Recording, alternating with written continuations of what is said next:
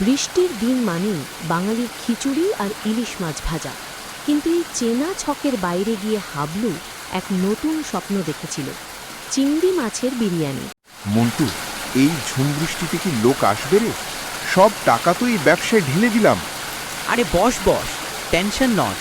এই বাদলা দিনেই তো আসল খেলা জমে। গরম গরম বিরিয়ানির গন্ধ যখন নাকে যাবে, দেখবি লোকে ছাতা ফেলে দৌড়ে আসবে।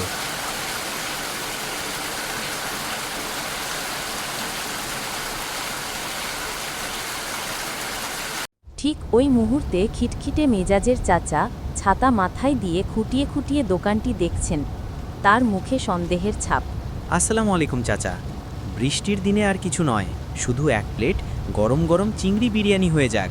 একবার খেলে বারবার আসবেন। চিংড়ি তাজা তো, নাকি ফ্রিজের পচা চিংড়ি?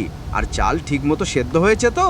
চাচা, নিজের হাতে বাজার করে এনেছি, একবার খেয়ে দেখুন, আশা করি নিরাশ হবেন না।